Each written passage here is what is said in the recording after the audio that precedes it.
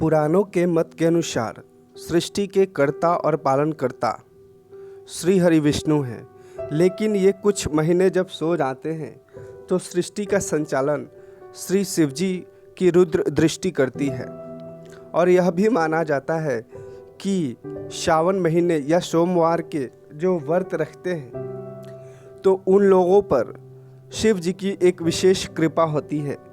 तो आज मैं सोमवार व्रत की पूर्ण विधि और सोमवार व्रत की कथा बताऊंगा। इससे पहले आपको आग्रह करता हूं कि आपके सामने जो रेड कलर का सब्सक्राइब बटन है उसे दबाएं और चैनल को सब्सक्राइब करें, साथ ही बेल आइकन ऑन करें जिससे हमारे द्वारा दी गई अगली जानकारी और वीडियो आप तक पहुंचे और आप उसका लाभ उठा सकें। तो आइए चलते हैं। सबसे पहले ये जानते हैं कि सोमवार व्रत की विधि क्या है।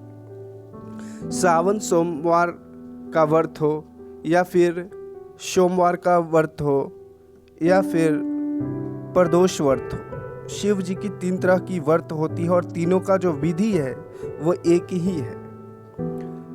तो सोमवार की व्रत करने के लिए सुबह स्नान आदि नित्य क्रम करने के बाद व्रत का संकल्प जरूर करना चाहिए।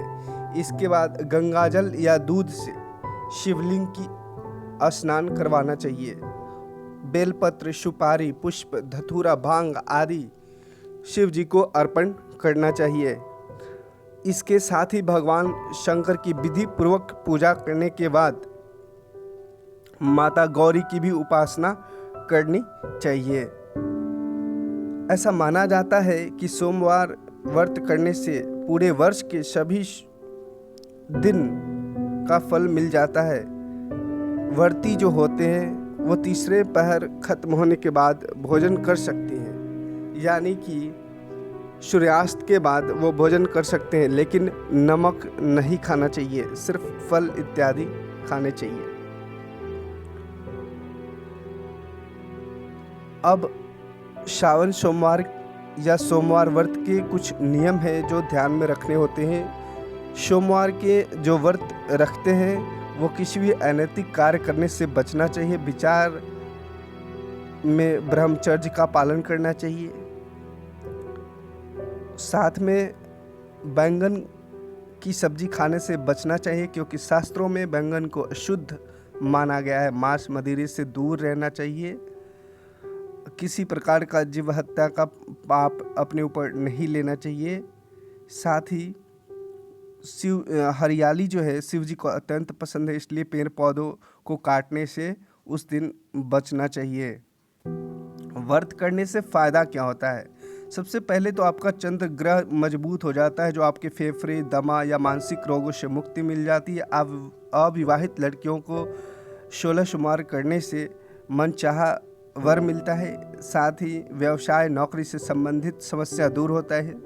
पुराणों में बताया गया है कि जो भी भक्त सच्चे मन से सोमवार में शिव जी की पूजा करता है उसे शिवलोक की प्राप्ति होती है और उनके सभी पाप और कष्ट दूर हो जाते हैं। तो आइए अब चलते हैं श्रावण या सोमवार की व्रत के कथा के तरफ। फिर से आग्रह करता हूं कि अभी तक आपने चैनल को सब्सक्राइब नहीं किया है तो चैनल को सब्सक्राइब कर लें। ऐसा माना जाता है कि किसी नगर में एक साहूकार रहता था। उसके घर में धन की कोई कमी नहीं थी, लेकिन उसकी कोई संतान नहीं थी। इस कारण वह बहुत दुखी था।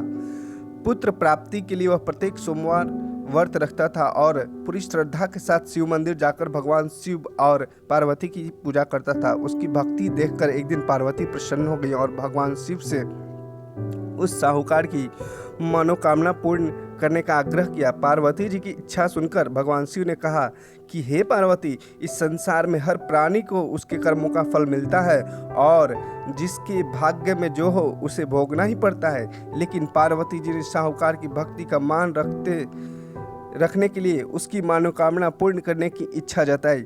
माता पार्वती के आग्रह पर शिव जी ने साहूकार को पुत्र प्राप्ति का वरदान तो दिया, लेकिन साथ ही यह भी कहा कि उसके बालक की आयु केवल 12 वर्ष होगी।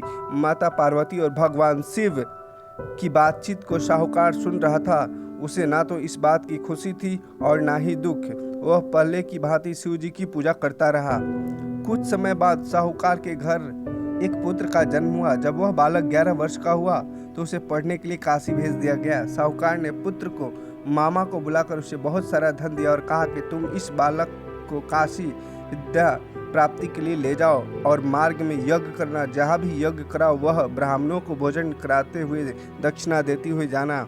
दोनों मामा भांजे इसी तरह यज्ञ कराते और ब्राह्मणों को दान दक्षिणा देते काशी की ओर चल पड़े। रात में एक नगर पड़ा जहाँ नगर के राजा की कन्या का विवाह था, लेकिन जिस राजकुमार ने उसका विवाह होने वाला था वह एक आंख से काना था। राजकुमार के पिता ने अपने पुत्र के काना होने की बात को छुपाने के लिए एक चाल सोची। साहूकार के पुत्र को देखकर उसके मन में एक विचार आया। उसने सोचा क्यों न इस लड़के को दूल्हा बनाकर राजकुमारी से विवाह करा दूं। विवाह के बाद इसको धन देकर विदा कर दूंगा और कुमारी को अपने नगर ले जाऊंगा। लड़के को दूल्हे का वस्त्र पहनाकर राजकुमारी से विवाह करा दिया गया, लेकिन साहूकार का पुत्र ईमानदार था।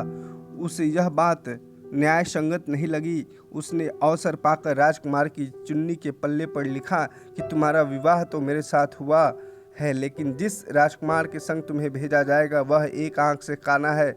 मैं तो काशी पढ़ने जा रहा हूँ। जब राजकुमारी ने चुन्नी पर लिखी बातें पढ़ी तो उसने अपने माता पिता को यह बात बताई। राजा ने अपनी पुत्री को विदा नहीं किया, जिससे बारात वापस चली गई। दूसरी ओर साहूकार का लड़का और उसका मामा काशी पहुंचे और वहां जाकर उन्होंने यज्ञ किया। जिस दिन लड़के की आयु 12 साल की हुई उसी दिन यज्ञ रखा गया। लड़के ने अपने मामा से कहा कि मेरी तबीयत कुछ ठीक नहीं है। मामा ने कहा तुम अंदर जाकर सो जाओ। शिव जी के वरदानुसार कुछ ही देर में उस बालक के प्राण निकल गए। मृत भांजे को देखकर उसके मामा ने विलाप शुरू कर दिया। संयोगवश उसी समय शिवजी और पार्वती इधर से जा रहे थे। पार्वती ने कहा भगवान से, स्वामी मुझे इसके रोने के स्वर सहन नहीं हो रहा, आप इस व्यक्ति के कष्ट को अवश्य दूर करें। जब शिवजी मृत बालक के समीप गए तो वह बोले कि यह उसी साहूकार का पुत्र है जिसे मैंने 12 वर्ष की आयु का वरदान दिया। अब इसकी आयु पूरी हो चुकी है। लेकिन मात्र भाव से विभोर माता पार्वती ने कहा कि हे महादेव, आप इस बालक को और आयु देने की कृपा करें, अन्यथा इसके वियोग में इसके माता पिता भी तड़प तड़प कर मर जाएंगे। माता पार्वती के आग्रह पर भगवान शिव ने उस लड़के को जीवित होने का वरदान दिया। शिव जी की कृपा से वह लड़का जीवित हो गया। शिक्षा समाप्त करके लड़का मामा के साथ अपने नगर की ओर चल दिया। दोनों चलते हुए उसी नगर में पहुंचे जहां उसका विवाह हुआ था। उस नगर में भी उन्होंने यज्ञ आयोजन किया। उस लड़के के ससुर ने उसे पहचान लिया और महल में ले जाकर उसकी खातिरदारी और अपनी पुत्री को विदा किया। इधर साहूकार और उसकी पत्नी भूखे प्यासे रहकर बेटे की प्रतीक्षा कर रहे थे। उन्होंने प्रण कर रखा था कि यदि उन्हें अपने बेटे की मृत्यु का समाचार मिला तो वह भी प्राण त्याग देंगे, परंतु अपने बेटे को जीवित होने का समाचार पाकर वह बेहद प्रसन्न हुए। उसी रात भगवान शिव ने व्यापारी के स्वप्न में आकर कहा, हे सृष्टि, मैंने तेरे सोमवार के व्रत करने और व्रत कथा सुनने से प्रसन्न होकर तेरे पुत्र को लंबी आयु प्रदान की है। इसी प्रकार जो कोई सोमवार का व्रत करता है या कथा सुनता है और पढ़ता है उसके सभी दुख दूर होते हैं और समस्त मनोकामनाएं पूर्ण होती है।